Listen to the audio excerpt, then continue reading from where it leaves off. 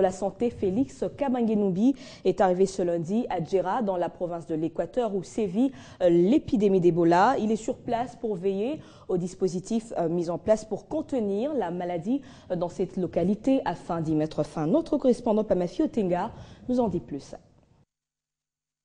Au sortir de l'audience lui accordée par le gouverneur intérimaire de l'Équateur, Sébastien Ilfeto, Félix Kabange-Numbi, ministre de la Santé, qui séjourne en Bandaka depuis ce jour, a déclaré venir sur ordre du président de la République, Joseph Kabila Kabange, procéder à la riposte contre l'épidémie de la maladie à virus d'Ebola, c'est assurer de l'observance de mesures mises en place pour éviter l'expansion d'Ebola et mettre rapidement fin à son action sur le terrain, mais aussi installer officiellement la coordination provinciale de crise pour la lutte contre Ebola.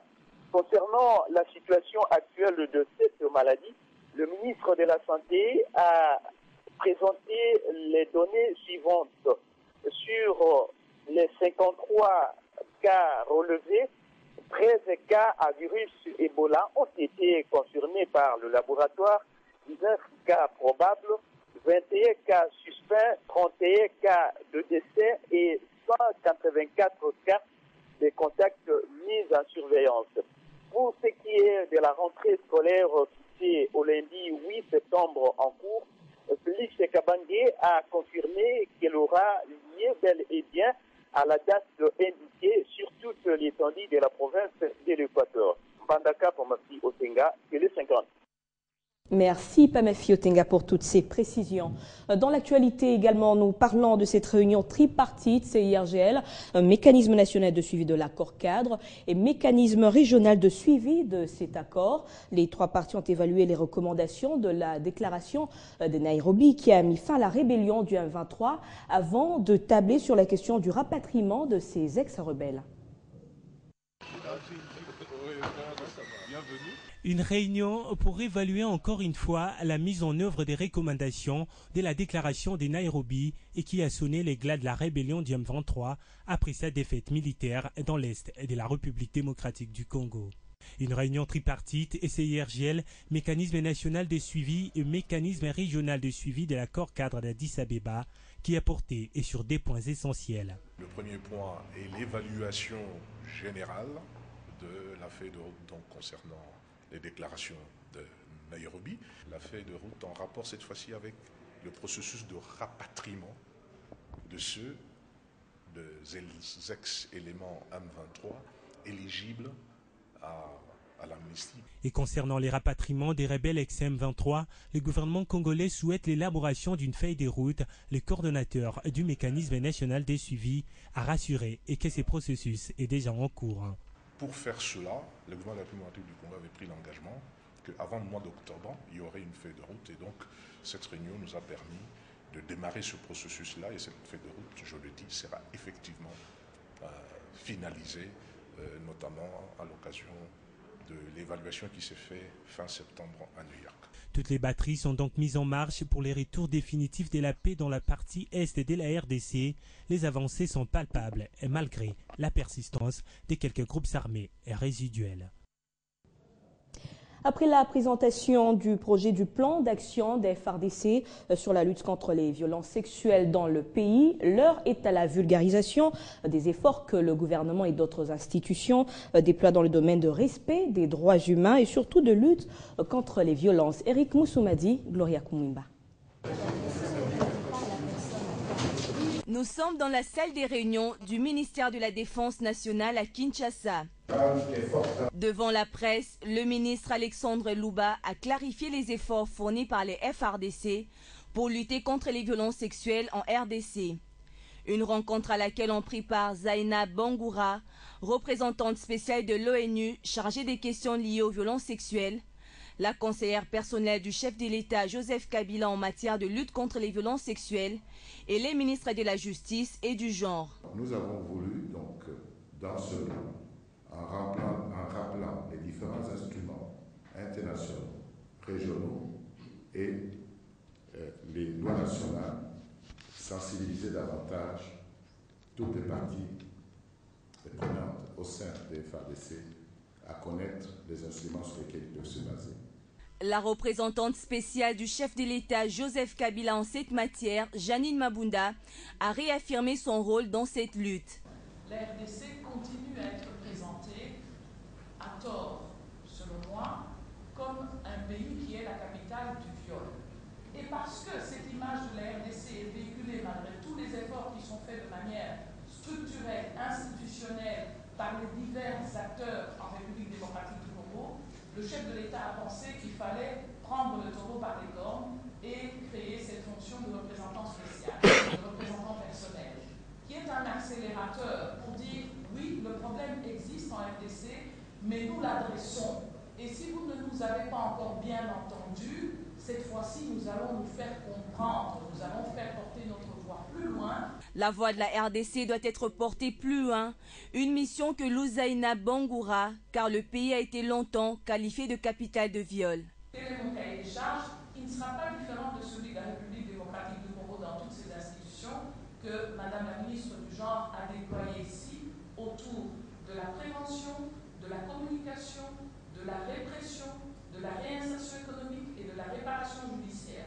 Le gouvernement congolais avait déjà signé en octobre dernier un autre plan d'action avec l'équipe spéciale de l'ONU sur la lutte contre les recrutements et l'utilisation d'enfants. Et puis la 3e édition de l'Université internationale de la RED+ a ouvert ses portes ce lundi à Kinshasa.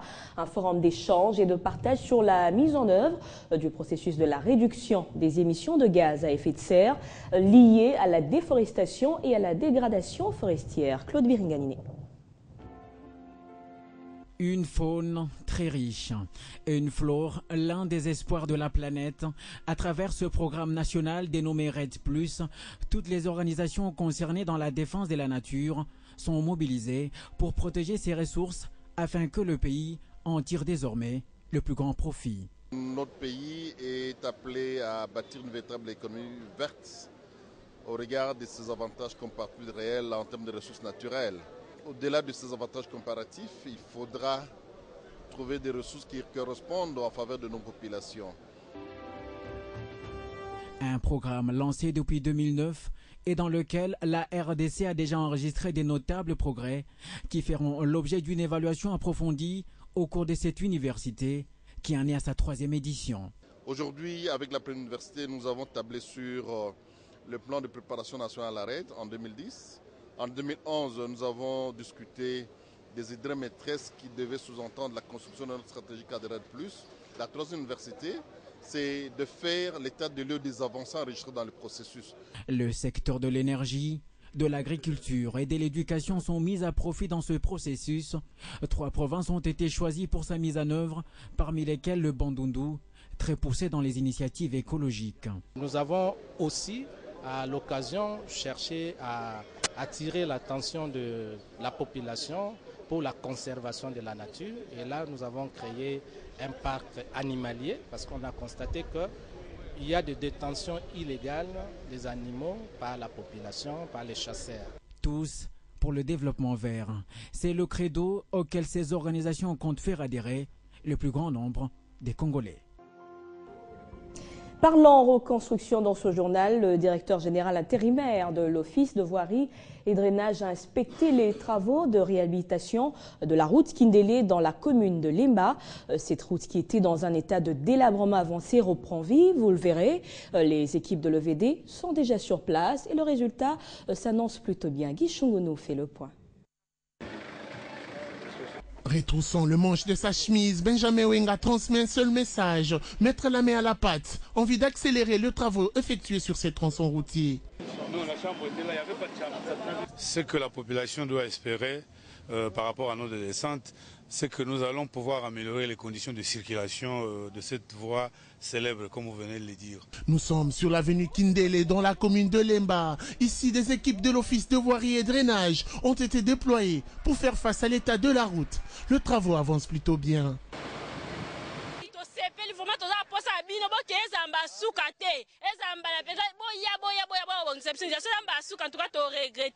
L'objectif est d'améliorer complètement l'état de la chaussée. Le directeur technique donne la nature de travaux. ce sont des travaux qui vont pouvoir, ce sont des interventions qui feront à ce qu'on arrive à remblayer les érosions que vous avez vues, mais en même temps aussi la structure va être reconstruite. Ces travaux-là vont pouvoir s'intégrer dans les travaux définitifs qui vont intervenir parce que vous êtes bien d'accord avec nous que toute la route a déjà dépassé sa durée conventionnelle d'exploitation. Donc il faut reconstruire la route. 7 km au total seront révisités et la durée de travaux déjà connue. La durée, on a prévu 45 jours. Il y a peu, l'Office de voirie et drainage s'était attaqué à la voirie de l'Unikine. Voici à quoi elle ressemble aujourd'hui. Ces coups de maître signés Benjamin Wenga démontrent la volonté et la détermination de faire appliquer la révolution de la modernité, comme le souhaite son initiateur, Joseph Kabila Kabonge. Direction la province du Bas-Congo où tous les territoires viennent d'être dotés des camions de forage d'eau potable, des matériels aratoires, 1000 tôles et 1000 sacs de ciment pour la construction d'hôpitaux et écoles type. Les comités locaux de développement ont été mis en place pour la coordination et le suivi de ces travaux après avoir reçu 50 000 $ pour les premiers travaux. Mathieu Kamango. 1000 sacs de ciment, 1000 tôles, une provision de 50 millions de francs congolais devant servir à la construction d'écoles type, hôpitaux et la réhabilitation des bâtiments administratifs.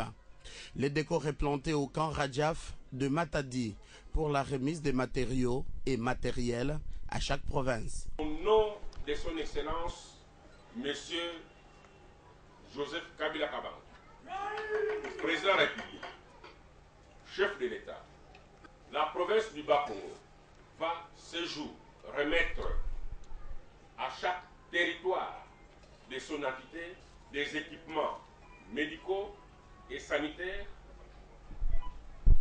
les matériaux de construction dans chaque territoire de la province du Bas-Congo, du matériel aratoire ainsi que d'autres de construction. Chaque province a reçu des matériels sanitaires, des dictionnaires intrascolaires pour les élèves, des matériels aratoires, vélos et motos pour les territoires et des camions de forage pour la production d'eau potable au profit de la population dans les territoires. Elles ont la capacité de forer jusqu'à 300 mètres pour avoir l'eau saine pour la population. Et aujourd'hui, elles sont opérationnelles. Pour matérialiser la révolution de la modernité dans les territoires, Jacques Mbadou, gouverneur du Bas-Congo, vient de créer des comités locaux de développement pour ramener les développements aux couches de la population les plus éloignées des centres de décision. Toujours dans cette province, le gouverneur Jacques Mbadou a été choisi comme président interfédéral du PPRD Bas-Congo. Sa mission est de passer en revue les animateurs actuels du parti dans les entités, d'implanter le PPRD partout en tenant compte de la décentralisation tout en renforçant les capacités des cadres. C'était aussi l'occasion pour le secrétaire général du PPRD, Évariste Bochab, de rassurer à toute la base de l'implantation de ce parti dans tous les territoires et districts du Bas-Congo.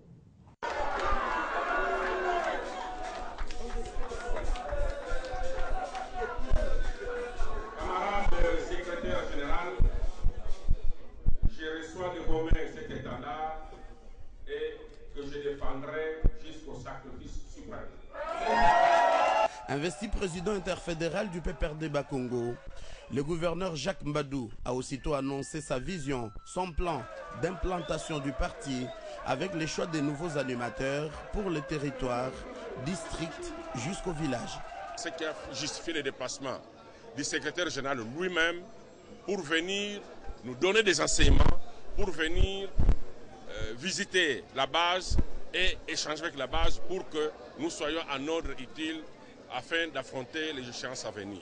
La tâche paraît lourde, mais Évariste Bochab, secrétaire général du PPRD, confirme qu'il a trouvé au Bas-Congo les PPRD en bonne forme, en dépit des critiques d'un parti presque inexistant, avec des cadres qui ne connaissaient même pas l'hymne de leur